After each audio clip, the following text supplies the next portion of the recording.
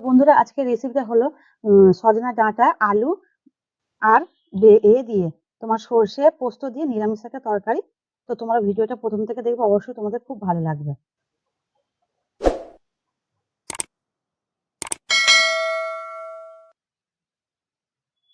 নমস্কার বন্ধুরা, তোমরা সবাই কেমন আছো? আশা করি সবাই ভালো আছো। তো আমিও ভালো আছি। প্রতিদিনের মতন আজকে একটা নতুন রেসিপি নিয়ে চলে এসেছি। আজকের রেসিপিটা যদি তোমাদের ভালো লেগে থাকে একটু লাইক শেয়ার কমেন্ট করো, আর অবশ্যই আমার চ্যানেলটা সাবস্ক্রাইব করে আমার পাশে থেকো। তো চল আজকে কি রেসিপি তোমাদেরকে দেখাই।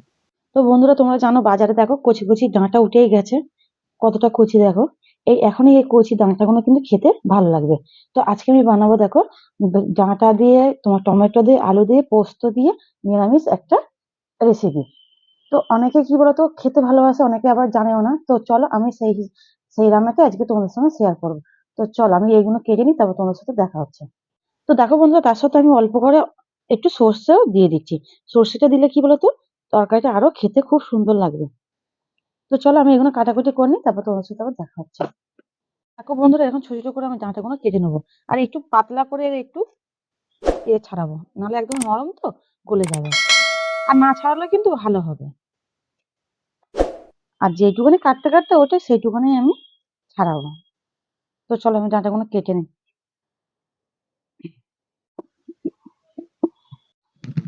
তো দেখো বন্ধুরা, এখানে ডাঁটাগুলো আমি সব কেটে নিয়েছি। কেটে নিয়ে এবার আমি ভালো করে সব ধুয়ে নিচ্ছি। দেখো ধুয়ে আর এই দেখো তুলে নিচ্ছি। তো দেখো বন্ধুরা, একটা আলু ছাড়িয়ে নিয়েছি। এবার এই আলুগুলোকে ওই ডাঁটার মতন লম্বা লম্বা করে কিন্তু আমি কাটবো।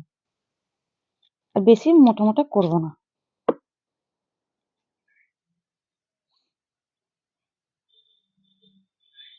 তো দেখো এইভাবে কাটবো।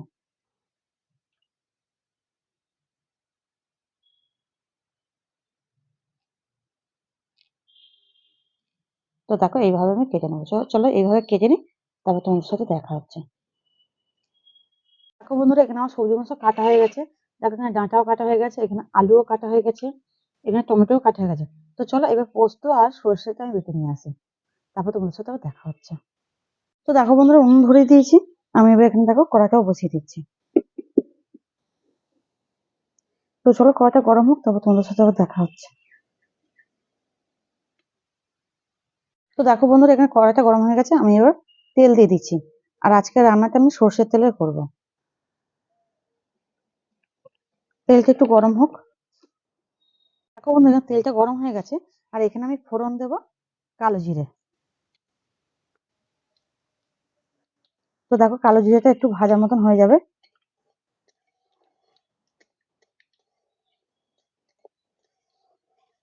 তো দেখো কালো জিরেটা ভাজা হয়ে গেছে। এবার এখানে দেখো লম্বা লম্বা করে আলুগুলো কেটে রেখেছি, আমি এবার দিয়ে দেবো।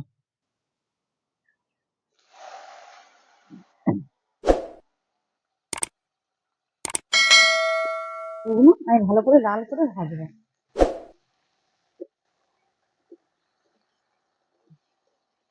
দেখো বন্ধুরা, এখানে আলুগুলো কত সুন্দর আমার ভাজা হয়ে গেছে দেখো। এবার এখানে দেখো দিয়ে দেবো কচি কচি ডাঁটাগুলো।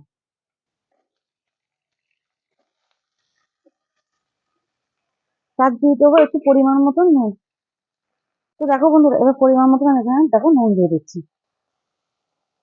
আর ডাঁটাটা কিন্তু আমি বেশি ভাজবো না, হালকা করে ভাজবো। কারণ ডাঁটাগুলো তো একদম কচি কচি, বেশি ভাজলে কি বলতো তরকারির সময় হেঁটে যাবে। তার জন্য আমি হালকা করে ভাজবো।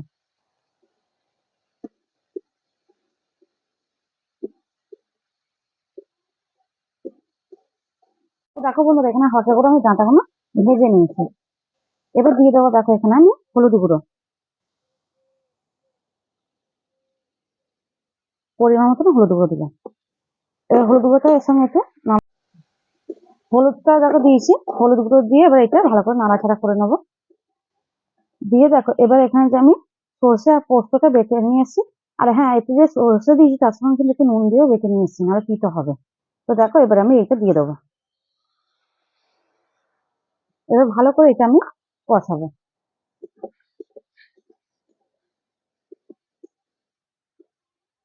চলো এটাকে ভালো করে কষিয়ে নিই, তারপর তোমাদের সাথে আবার দেখা হচ্ছে।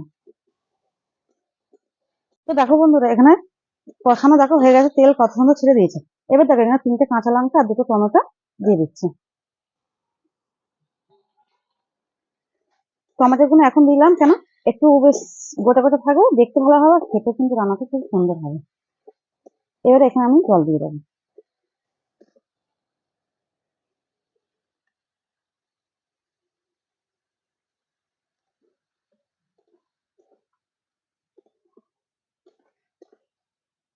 এখানে আলুগুলো এমনিতে ভাজতে গিয়ে দেখো সিদ্ধ হয়ে গেছে, তার জন্য আমি অল্প করে এখানে জলটা আমি দিলাম। তো চলো তরকারিটা হোক, তারপর তোমার সাথে আবার দেখা হচ্ছে। তো দেখো বন্ধুরা, এখানে কত সুন্দর তরকারিটা হয়েছে দেখো, ডাঁটা দিয়ে আলু দিয়ে আর পোস্ত দিয়ে। দেখো কত সুন্দর হয়েছে, কালারটাও কত সুন্দর এসেছে, আর গন্ধটা কিন্তু হেবি সুন্দর বেরিয়েছে। তো দেখো আলু এখানে সিদ্ধ হয়ে গেছে, ডাঁটাগুলো সিদ্ধ হয়ে গেছে, কারণ কচি তো। আর এই তরকারিটা একটু মাখো মাখো হবে। তো চলো একটু মাখো মাখো হোক, তারপর তোমাদের সাথে আবার দেখা হচ্ছে। বন্ধু এখানে তরকারিটা আমার হয়ে গেছে, আর এখানে দেখো আমি হালকা করে একটু চিনি দিয়ে দিচ্ছি। একটু চিনি দিয়ে দিলে না, তরকারিটা কিন্তু খেতে আরো খুবই সুন্দর হবে। আর দেখো মাখো মাখো হয়ে গেছে। তো চলো চলো তরকারিটা নামিয়ে নেবো।